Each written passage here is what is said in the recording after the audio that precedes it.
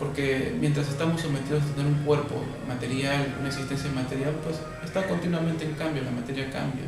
Entonces de ahí viene el asunto que nunca vamos a ser completamente felices. Entonces, pero la iluminación nos permite entender estos procesos, asimilarlos, aceptarlos, ¿no? Como algo, como una parte más de la existencia material. Entonces ya no sufrimos, porque lo aceptamos. Mientras más nos resistimos, más sufrimos. Entonces, se pueden clasificar las aflicciones o sufrimientos en 10 tipos, ¿no? La codicia, el odio, el engaño, el engreimiento, la visión incorrecta, la duda, el letargo, la inquietud, la desvergüenza, ¿no? La imprudencia. Esas 10 aflicciones son las que se estudian, las que explicó el Buda Sakyamuni, ¿no? Las que se estudian en el budismo. Entonces se refieren generalmente a estados mentales, ¿no? Que de manera temporal van a nublar la mente y se manifiestan en acciones negativas debido al karma, ¿no? Se ha asociado con las raíces profundas de la existencia no iluminada, estas 10 tipos de aflicciones que he mencionado. Las principales aflicciones de esas 10 son 3, ¿no? Primero, número 1, la ignorancia, ¿no? Vivir en la ilusión, vivir en el engaño, vivir en la fantasía, vivir engañados pensando que las cosas son de una manera cuando en realidad no son así. Se puede explicar que la ignorancia es el delirio, ¿no? De la idea de la existencia de un yo, ¿no? Y es el primer eslabón en la rueda del génesis dependiente o existencia no iluminada, ¿no? En la tradición budista, ¿no? se le ha simbolizado como un jabalí o un cerdo. Después viene la segunda, ¿no? Que es el deseo. Entiendas este deseo como un fuerte aferramiento, ¿no?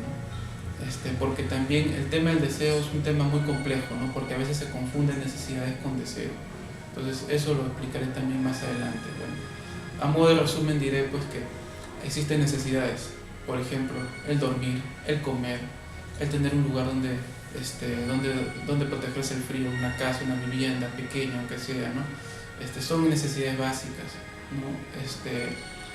Es cubrir esos deseos del cuerpo, pero que son inherentes, necesarios, básicos para poder vivir, porque si uno no tiene alimento se muere, si uno no tiene una casa donde vivir se muere de frío, y sobre todo en climas en países donde el clima es extremo, ¿no? Donde la temperatura llega bajo cero, ¿no? Entonces son necesidades básicas que uno necesita para vivir, pero a su vez son como deseos, porque el cuerpo desea tener eso, o sea, nuestro cuerpo necesita eso. Entonces por eso es que hago la diferencia entre deseos de aferramiento, cosas que no son vitales para nuestra existencia, ahí tenemos que analizarlas.